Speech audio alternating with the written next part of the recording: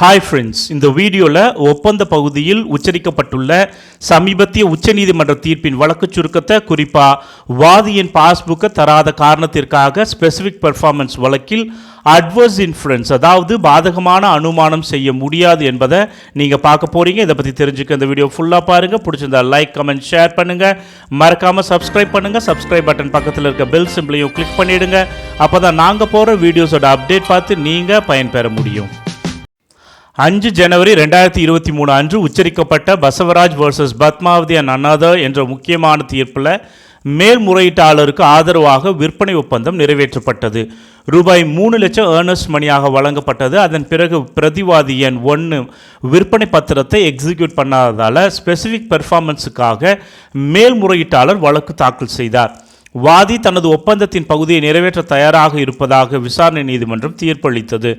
மேல்முறையீட்டில் கர்நாடக உயர்நீதிமன்றம் வாதி தனது ஒப்பந்தத்தின் பகுதியை நிறைவேற்ற தயாராக இல்லை என்று கூறி விசாரணை நீதிமன்றம் வழங்கிய தீர்ப்பையும் ஆணையையும் ரத்து செய்தது.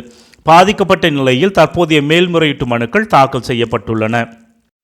வாதியின் தயார்நிலை மற்றும் விருப்பத்தின் அடிப்படையில் விசாரணை நீதிமன்றத்தால் பதிவு செய்யப்பட்ட கண்டுபிடிப்புகள் பதிவு செய்யப்பட்ட முழு சாட்சியங்களின் மதிப்பீட்டின் அடிப்படையில் அமைந்ததாக உச்சநீதிமன்றம் கூறியுள்ளது.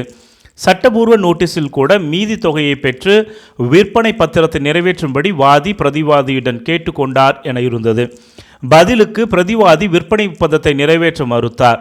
அதன் பிறகு வாதி ஸ்பெசிஃபிக் பெர்ஃபார்மன்ஸுக்காக வழக்கு தாக்கல் செய்ததாக இருந்தது. அதில் அவர் ஒப்பந்தத்தை நிறைவேற்ற தயாராக இருப்பதாக குறிப்பிட்டுள்ளார். அவரது வாக்குமூலத்தில் வாதி தனது கடமைகளை நிறைவேற்ற தயாராக இருப்பதாக குறிப்பிட்டார். மீதி விற்பனையை கருத்தில் கொண்டு 2 முறை பிரதிவாதியை அணுகியதாக அவர் மேலும் கூறினார். அதை பொறுத்தவரையில் எந்தவிதமான குறுக்கு விசாரணையும் இல்லை. விற்பனை ஒப்பந்தத்தின் சான்றோர்களாக இருந்த PW2 and 3 ஆகியோரையும் வாதி பரிசோதித்தார். அவர்கள் குறிப்பாக வாதி பிரதிவாதியை அணுகி மீதி விற்பனையை பணமாக ஏற்றுக்கொள்ளுமாறு கேட்டுக்கொண்டார். அதற்கும் எந்தவிதமான குறுக்கு விசாரணை இல்லை. ஏர்னஸ்ட் மணி ரசீது ரூபாய் 3 லட்சம் பணமாக கீழ்கண்ட 2 நீதிமன்றங்களினாலும் நிரூபிக்கப்பட்டது. ஆணை நிறைவேற்றப்பட்ட 1 மாத காலத்திற்குள் வாதி விசாரணை நீதிமன்றத்தில் நிலுவை விற்பனை பரிசீலனையை டெபாசிட் செய்தார். தற்போதைய வழக்கின் உண்மைகள் மற்றும் சூழ்நிலைகள் தயார்நிலை மற்றும் விருப்பத்தின் மீதான விசாரணை நீதிமன்றத்தின் கண்டுபிடிப்புகளை மாற்றியமைத்ததில் உயர்நீதிமன்றம் தவறிழைத்துள்ளது என்பதை காட்டுகிறது. பாஸ்புக் அல்லது வங்கி கணக்குகள் எதுவும் தாக்கல் செய்யப்படாததால் மீதி விற்பனை தொகையை செலுத்துவதற்கு வாதி தன்னிடம் பணம் இருப்பதை நிரூபிக்க தவறினார் என்று உயர்நீதிமன்றம் கூறியுள்ள காரணங்கள் நமக்கு எடுத்து காட்டுகின்றன.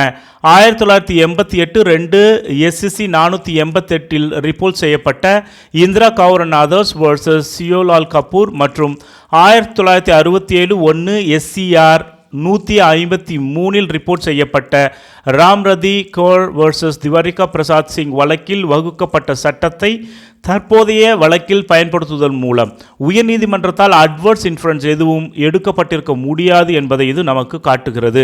விசாரணை நீதிமன்றத்தின் தயார்நிலை மற்றும் விருப்பத்தின் மீது பதிவு செய்த கண்டுபிடிப்புகளை மாற்றி அமைப்பதில் உயர்நீதிமன்றம் கடுமையாக தவறிவிட்டது. விவரிக்கப்பட்ட சூழ்நிலைகளை கருத்தில் கொண்டு விசாரணை நீதிமன்றம் வழங்கிய தீர்ப்பு மற்றும் ஆணையை ரத்து செய்ததில் உயர்நீதிமன்றம் தவறு செய்துள்ளது.